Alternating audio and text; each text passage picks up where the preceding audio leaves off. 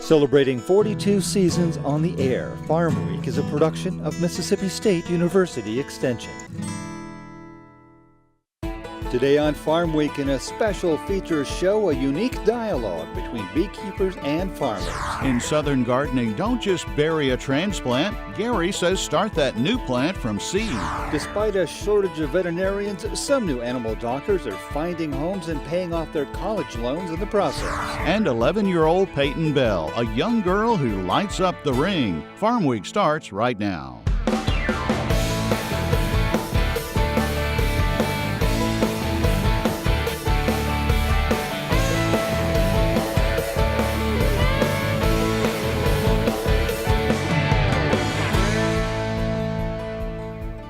Hello everybody, I'm Mike Russell. And I'm Leighton Spann. Thanks for joining us today on Farm Week. Honeybees are important, of course, to agriculture, but pesticides from nearby farmers can cause them harm and minimize their effectiveness. That's why Mississippi State Extension initiated a partnered plan to foster better communication between row crop farmers and beekeepers. The result is a program that's drawing national attention. Honeybees play a vital role in our daily lives, but we often take bees for granted. Agricultural crops rely heavily on bees to pollinate the fields where our food and fiber are grown. Likewise, row crops serve as a food source for honeybees, so beekeepers often place their hives near crop fields. However, Mississippi State Research and Extension entomologist Jeff Gore says sometimes bees can be inadvertently affected by pesticides that farmers use for controlling other types of insects that are harmful in row crops. We started having a lot of issues on a national and even international basis about the impacts of insecticides on managed pollinators, in particular honeybees.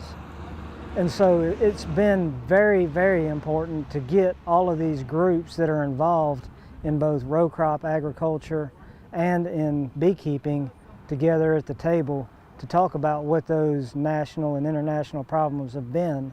Various stakeholders in Mississippi are taking action in several ways. For example, the Mississippi Honeybee Stewardship Program was formed. It outlines a set of standards for beekeepers, farmers, and professionals from both industries to follow. Included are steps like exchanging basic information between farmers and beekeepers, recognizing bee-aware flags placed near hives, and discussing hive placement before a beekeeper sets up on a farmer's property. Beekeepers are also encouraged to provide GPS coordinates to farmers, and farmers should notify ground and aerial pesticide applicators of all beehive placements. Mississippi State University Extension helps educate all stakeholders about insect disease control, beehive management, and other related topics through various publications, meetings, conferences, and workshops. These combined efforts in Mississippi caught the attention of the Entomological Society of America. As a result, the Insect Ecosystems Science Policy Field Tour was created, which brought stakeholders nationwide to Mississippi. Our section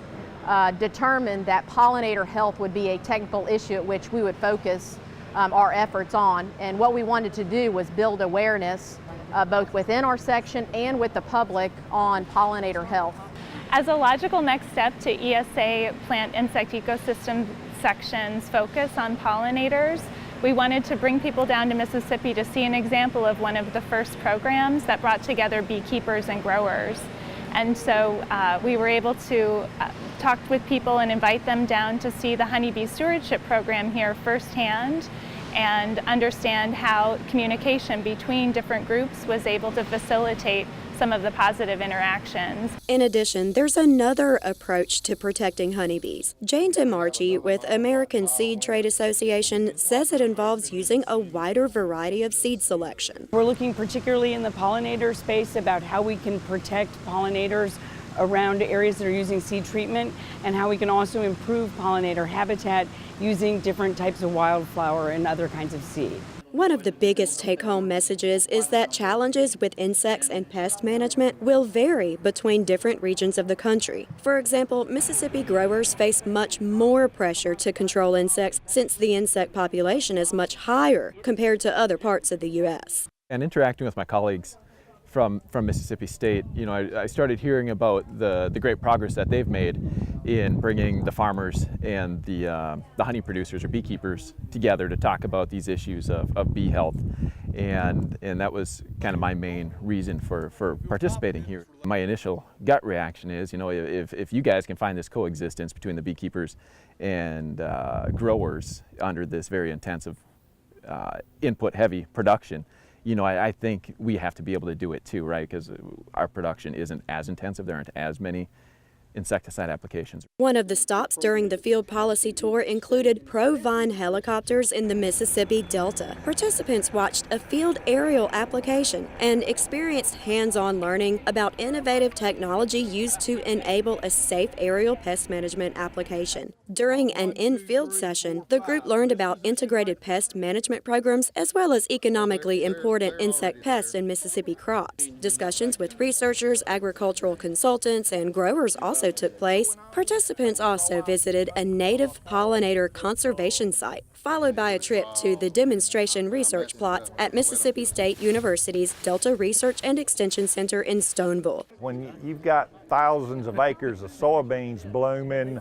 we can put our hives out there and they can make a really good honey crop. We have it worked out where, you know, we realize the farmers have to spray their crops to protect them, so we try to keep our bees in areas away from direct exposure to the pesticides that they may be spraying so that they can, you know, protect their crops and we can still make our honey crop. If you get a direct spray in, you're going to find, you know, hives full of dead bees. You know, we never see that. You know, there is a possibility that when the bees are flying across a field from our hives to another field, they could get sprayed, but you know, so far we haven't had any issues. It never ends. This isn't over. We're going to have to deal with things and modify things, and new issues are going to crop up. We have to keep the dialogue going because beekeepers are always going to bring their bees to the Delta for soybean honey, cotton honey, and farmers are always going to use pesticides to control their pests. So there's always going to be this tension. The pesticides change, but there's always going to be this tension. Amidst varying opinions on the issue, all stakeholders agree with one fact. Our survival depends on pollinating insects. We may never see a complete end to the debates regarding pollinators and pest management. However, working toward cooperation for the greater good is a step in the right direction. That was Amy Myers reporting.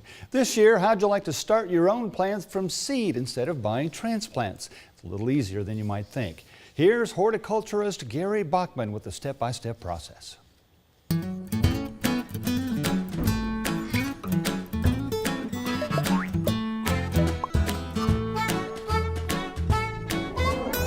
Starting seeds indoors is a popular activity for the dedicated home gardener, but can be scary for the novice. Let's take a look at some tips that will help ensure success in starting your own seeds for the coming season. The good thing is the garden centers have all the supplies you'll need. A fantastic way to get started is with a cell tray and clear dome.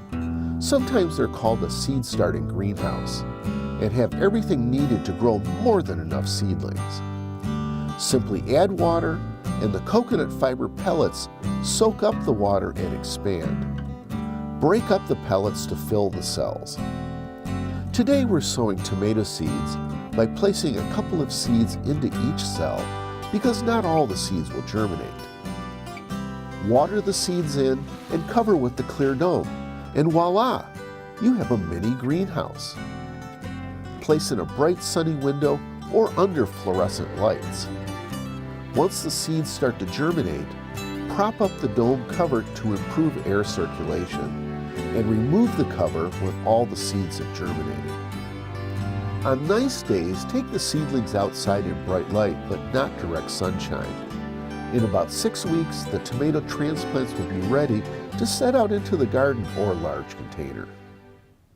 Starting seeds indoors is an activity all gardeners can enjoy. I'm horticulturist Gary Bachman, and I'll see you next time on Southern Gardening.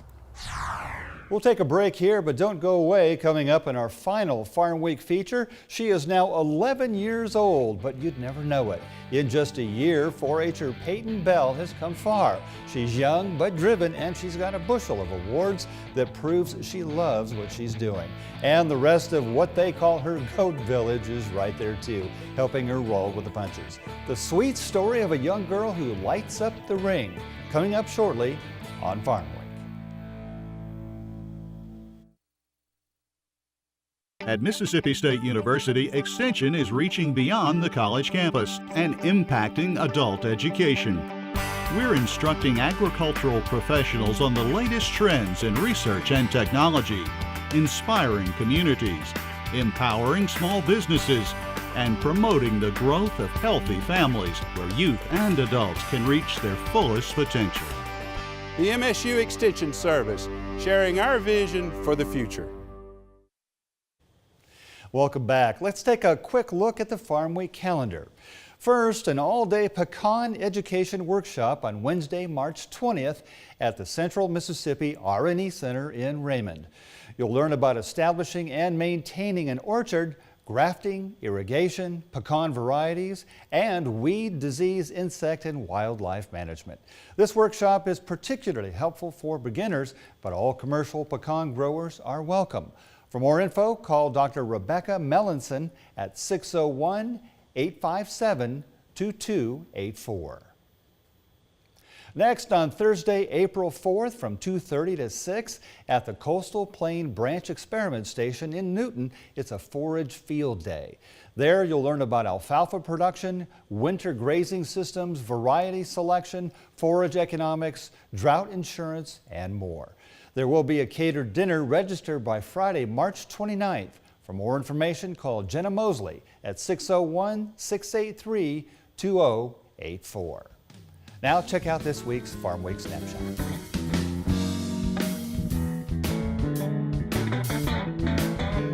If you raise animals, you likely have a close relationship with your veterinarian. Just knowing you can make a call in the middle of the night if you need to is enough to give you peace of mind. But what happens when your vet retires, as many have around the country, creating a shortage of qualified professionals? You'd think it would be hard to find somebody to step in, but that's not always true. Here's Peter Tubbs with the story. A horse with a foot problem is the first patient on Monday morning at the Droege Animal Health Center in Eureka, Kansas. Greenwood County is defined by the Flint Hills, which limits agriculture to ranching rather than row crops. Horses are the preferred tool for herding cattle here, making equine medicine an important part of a vet practice. This is the only large animal vet clinic in the county, and both veterinarians on duty tend to the patient. It's hard to do that one-handed, isn't it? Dr. Kaylee Fitzmaurice is solving a problem in American agriculture, a scarcity of veterinarians willing to work with the millions of food animals in rural areas. The USDA's Veterinary Loan Repayment Program is an encouragement to fill the gap. Fitzmaurice sees a reduction in the principal of her vet school loan for each year she works in an underserved region of the United States. I'm going to give an antibiotic called Nuflor to take care of the infection of the skin. Fitzmaurice joined Dr. Dwayne Droege to care for some of the 300,000 food animals in a 9-county region of southeast Kansas. Droege is nearing retirement, and Dr. Fitzmaurice is in the process of buying the practice. The loan repayment program is allowing that to happen ahead of schedule. Without the program, it wouldn't even be feasible for me to think about buying a practice, and I'm only 2 years out, and we'll have the practice bought by next year. So it's just totally changed the financial aspect of moving to a rural community where before it wouldn't have been feasible for probably 10, 15 years, and 5 years out, we'll be right on track. So it's been awesome. The Vet Loan Repayment Program defines the regions with the highest need for veterinary services and strives to place veterinarians into these regions. Vets willing to take care of food animals are the highest priority, followed by those willing to work in rural areas at least 30% of their time. That's what I was hoping to find. An average annual investment of $5 million USDA dollars has had mixed results, but progress in the most critically underserved areas have been a bright spot in the program. Since the first year of loan repayments in 2010, the number of areas where large animal veterinarians are desperately needed has been cut in half, from 40 to 20. A lot of people probably don't see the draw of Southeast Kansas, but I grew up here, my family's here. There's thousands and thousands of head of cattle here.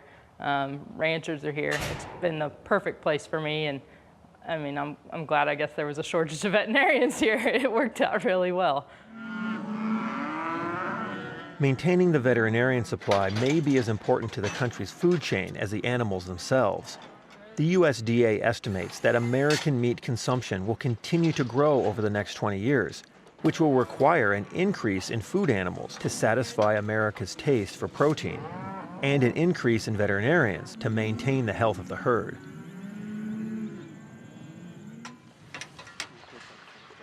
A 7-hour drive to the west, Dr. Barbara Peterson is checking on a herd of Jersey dairy cattle near Dalhart, Texas. Pero especialmente después de impacción, después tiene chorro, ¿no? Peterson, who grew up on an Iowa dairy farm, found an opportunity to start her own practice with a focus on food animals, specializing in dairy. While this corner of Northwest Texas has over 1 million beef cattle, it is also home to almost 50,000 dairy animals whose milk supplies a local cheese plant. The medical care runs the spectrum, from lab work to embryo transfer using artificial insemination. There's so many animals here, so many chances to see different things, to see cases that you wouldn't normally see if you're in a smaller practice area. So yeah, it is rural, but it's really nice. The dairies Peterson serves each have over 10,000 head, and milking is an 18-hour process each day. Because of the large numbers, one of Peterson's goals is on training dairy employees to triage and treat cows, holding the line until a veterinarian can arrive. They're actually my go-to people. The employees, day to day, they know what's going on. And it's nice to get to work with that level of person, of skill. The veterinary loan repayment program changed Peterson's finances enough to allow her to hire another veterinarian as her first employee, Dr. Aaliyah Hoffman. She really has done a great job of growing into this role of, one, helping with existing clients, and two, growing relationships and new opportunities. Peterson takes advantage of the requirement for veterinary school externships in the operation of her practice. Brian Stamfel of the University of Minnesota is one of a long line of students to pass through Dalhart. You don't have blood? Does it push easy? Does it push easily? Oh, yeah. Oh, yeah, you're good. Oh, okay. Yeah.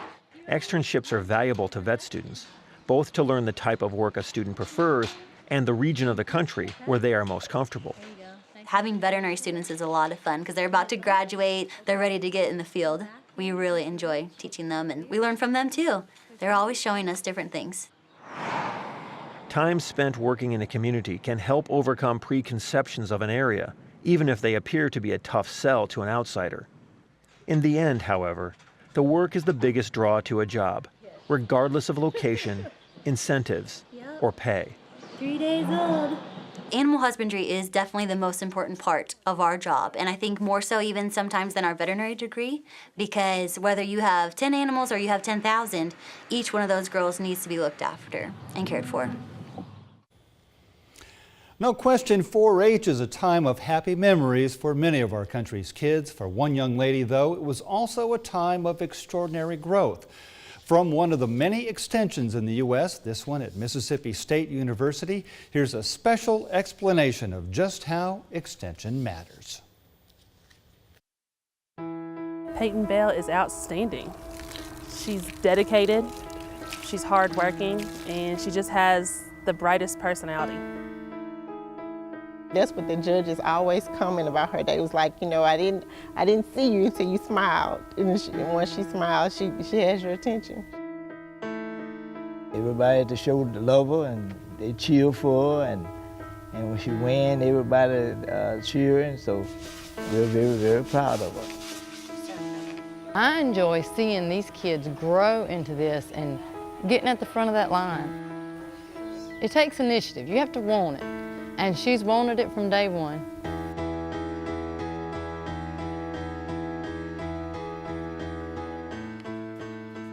They ask me what do I do. I tell them that I was showing goats. And most people think I roped them, but I tell them that I groomed them and walked them and positioned them. And I enjoy being their friends. I raise and show dairy goats, and whenever I met them, they were ready to raise and show dairy goats. Peyton's grandfather come to me and talked to me about getting his granddaughter into agriculture, and I told him that let's do it. You know, it's nothing to it but to do it. And she's done really well with that. Once I bought the goat, her and her dad decided they wanted to show the goat. And I said, show the goat? I said, I don't know.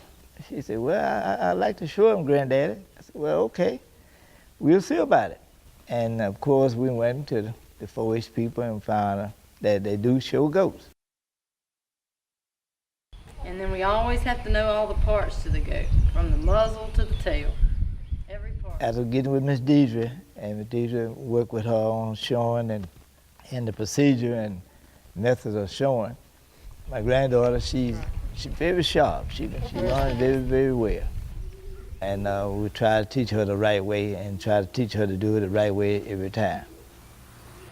Now you want to put this front leg straight down, make it straight down. Miss Deidre, she showed me how to clip them, she showed me how to wash them, she showed me how to maneuver them around us. That's right, give it a high five. That's good. When I prepare the goats for the shows, I have to make sure that they stay fed. But it doesn't matter how big their stomachs are, it depends on the udder. So they have to have enough milk in their udder. That's how they mostly win. And then I also walk them around so they'll know how it feels to walk around the pen. And I also have to keep them brushed and washed. I always go upwards. And then once you go upwards, then brush. Upwards, brush, upwards, brush. From the very first show that she ever did, she placed second in showmanship in a matter of 5 minutes of her doing it, you know, from the very first time. And of course, a lot of that came from prepping with Deidre and her daughter Tori. And we had some of the extension personnel come down and do, you know, just teaching and, you know, helping them to learn in the process, and it all paid off. Parents can't do it for them. When they're out in that show ring, it's that kid, that goat, and that judge, and it's up to them. And they have to know all the parts, all the breeds. I mean, it's a lot of things that they have got to know to get that first place position. But whenever you're 8 or 9 years old and you get this first place for showmanship, showmanship is seeing how good you do, not how good you do. Do you know how many total you have? No, I don't. It's a bunch. Yeah. I know I have 3 big ribbons and a plaque in the middle. On my first show, I got second place in showmanship. So it felt good to see how when you put your best effort forward, then you'll win something in return. From the very beginning, she kind of just grabbed onto it and ran with it. So from there, it's kind of where we are now. We have Alpine, we have Taco Burger, we have St. Eve, we have a variety of them now. You know more about goats than you ever thought that you would. More than I ever wanted to know. I know way more than I need to know about goats at this point. They're at every single event, whether it's a clinic or it's a show. Her family supports her 100%. They're cheering her on, they're holding her animals, they're helping her clean her animals, feed, water, whatever it is Peyton needs. They're there to support her for that. Everybody that you see here now, and it's usually my mom and dad as well, and then sometimes her uncle will come. It actually is, we have this many people everywhere we go. We really do. It is a family affair. We're her little goat village. It means a lot to me that they support me, because most of my family supports me no matter what, even if it was goats or anything. So that makes me feel good to know that they care. I wholeheartedly appreciate the 4-H, the extension program, the whole process, because she's pretty much growing up before my eyes every day, so I live for it. I always want to see her smile. And then she's really, really, really independent, and she learns and does things a lot on her own. what would you say the one characteristic maybe that has improved in you through this? I mean, there's a lot of things. Responsibility. I value the extension in the livestock program because our kids need direction. Our kids need values. I mean, you can't go wrong whenever you're teaching them work and responsibility, and I mean, that's what life is all about. The greatest aspect about the livestock project is we're not just creating kids that can go out there and show an animal in the ring. We're creating leaders, kids that can be successful and create a really bright future. It's just a very proud moment. She's gonna go somewhere. She's gonna be somebody. What a great story, a very persistent young lady. She certainly is, Mike, and a great example of how 4-H works for young people. Absolutely. Well, next week here on Farm Week, grab your snorkel, surf and turf. It's all about sustainability. That's especially true out east for farmers whose crops come from the water, like oysters. Aquaculture is growing big time and the market's getting crowded, so what do? Move inland. How do you do that? And will folks in the Midwest eat oysters? Some farmers and even the government are betting the farm on it. That's next time on Farm Week. And remember, if you ever missed a story, look for the past episodes of Farm Week at our website. That's farmweek.tv. And don't forget to follow us on Facebook, Twitter, and YouTube as well. Thanks for watching.